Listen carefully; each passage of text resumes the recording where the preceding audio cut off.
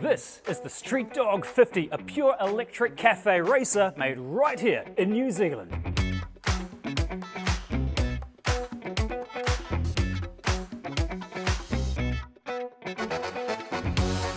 I mean, I didn't think we made anything this cool in New Zealand, but check it out. This is sweet, because, I mean, there's no shortage of e-bikes out there, but some of them look about as cool as, well, me. But not this one. So let's unleash the Streetdog, hit the road and talk price, range and specs.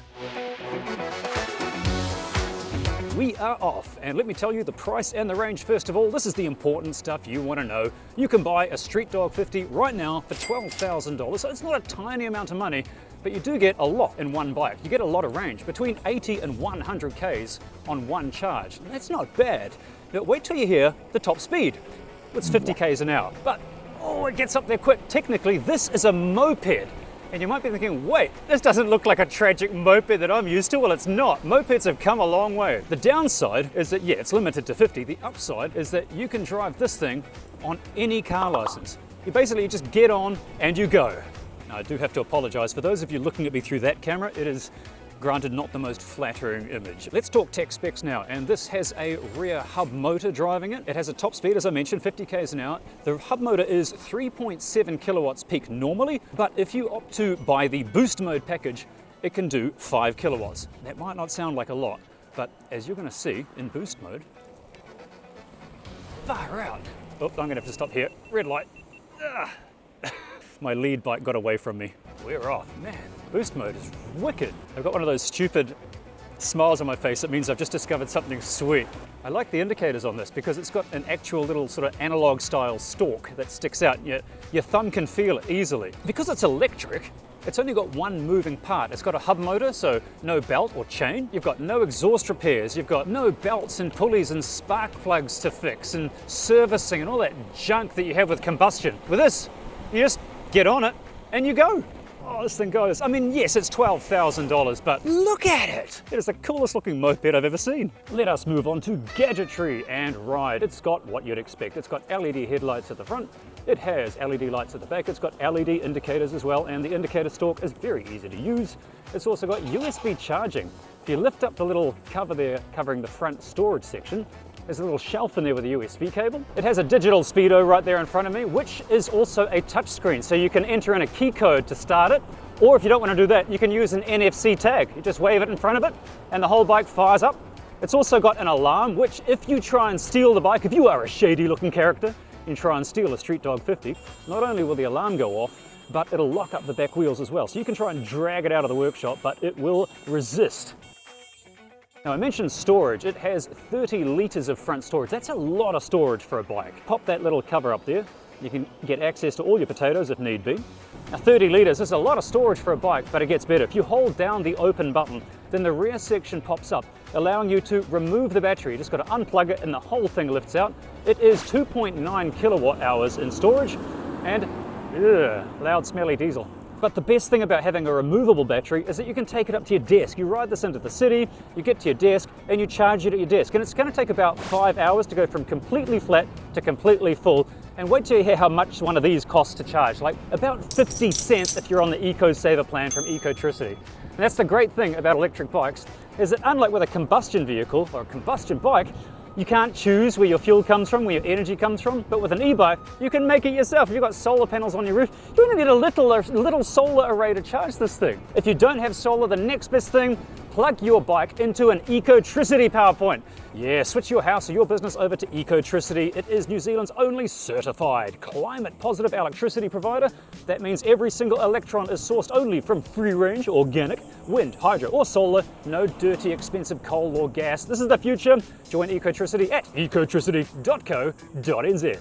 Now, I mentioned battery weight. Well, the whole weight of the bike is only 82 kilograms, and that's not actually that bad. It looks like it should be heavier, especially with that battery, but it's not. Now, it does have a hub motor instead of a chain or belt, which means that it has a little bit of unsprung weight, but you don't really notice it because the whole bike is fairly light. You go over bumps like that, it's not bad at all. If I'd taken a regular e-bike, well, let's just say I probably would have needed spinal surgery, but not in this. This has got front and rear suspension. Even on these bumpy roads, like, let's face it, some of New Zealand's roads, they are inspired by my face when I was 16. They're pretty bumpy, but it just glides over everything, eh? It's like you're riding around on a giant Idaho russet. So while we're stuck at the lights here, I am absolutely roasting in all this getup. They're gonna have to disinfect this whole thing. Yeah, definitely don't put that line I said about a fat woman. That was quite disrespectful. It's one of those lines that got past the filter. I don't have to tell you that. Of course you wouldn't put that. It's a problem when you try to be funny. Not every joke is actually funny. I'd never be a stand-up comedian. Although I would make a good Kathy Bates. Look at that. Leave the cars in my electric wake. Haha. The seat is also really comfortable. Like, it's a pretty spongy ride. It's a long seat, so you can fit a pillion passenger on the back there easy. There's footrest for back passengers as well. It's kind of like sitting on a big saucer. Nope. I did not mean that. But I mean, forget all the specs. Just look at the thing.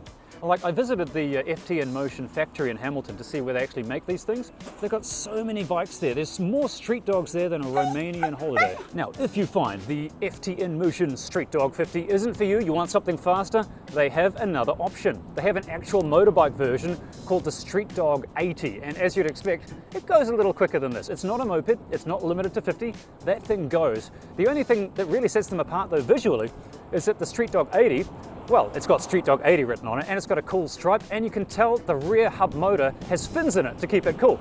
Other than that, from the outside, you'd never know it's a rocket. The only downside I can think of to the Streetdog 80 is that you would need a bike license, and I haven't got one. But Dad, if you're watching this, I totally understand why you got a motorbike now. It just makes sense. And Mum, if you're watching this, don't worry, I won't get one. I might actually, just don't tell my mum. So you can smell that one. You can smell a bike, that's gross. The gentleman on the bike in front of me, that is Matt from FT in Motion. He is my beautiful assistant for the day, acting as my lead camera vehicle. Matt, this is freaking wicked. Woohoo!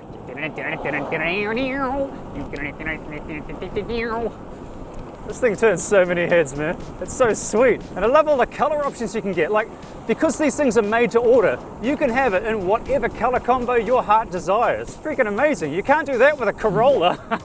Now, if I were to put on my helmet of impartiality and try and find some negatives, the only one I can really come up with is that the handlebars are quite far forward. So you're typically riding along and your handlebars are already at your destination while you're still traveling. That being said, it's not that bad. It is a cafe racer, so it's designed to lean into it like a cafe racer. But it does mean that if you are maybe vertically challenged, Tom Cruise, if you're watching this might not be the bike for you. Or is it? It's not that bad. Maybe Tom Cruise Control can actually use one of these. Also, being impartial, if you were to buy one of these on a budget, it might not be the smartest decision because it is a cool bike. It's not purely functional like a cheap Chinese e-bike. This thing is made to be cool. And you pay for it. That's what you pay for the privilege of being cool. But to put it in perspective, 12 grand will get you one of these, or you could spend 12 grand on one of these. And while this might be a street dog, that's just a dog. But the downside is, with this, you'll never quite get to know your mechanic personally. All right, we're gonna go up a hill now. Got it in boost mode. Let's see what this thing's like. Foot down, throttle down, we're off. Is it gonna struggle? This is a steep, far out, this is a steep hill. No, let's maintain the speed, 45. Far out. And as we go down, here's a little party piece that not a lot of bikes have. We're not just rocketing on as if we're gonna fly into that lake. The regen braking on the rear wheel is slowing us down a little bit. Regen braking on a bike.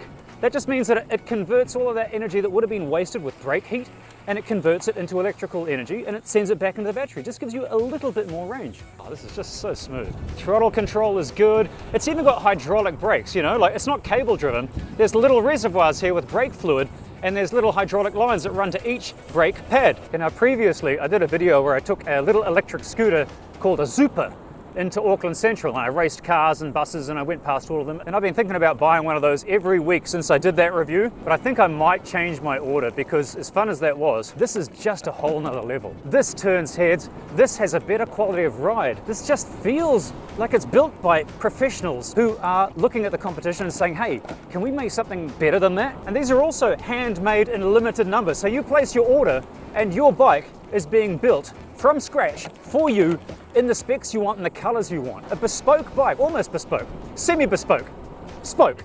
It's not just one of those soulless off-the-shelf creations. But forget all the specs and the price and the range and the gadgets and all that. Just look at the style of it. It is a very cool looking bike. In fact, it's almost doing something previously unheard of. It's making me almost look cool.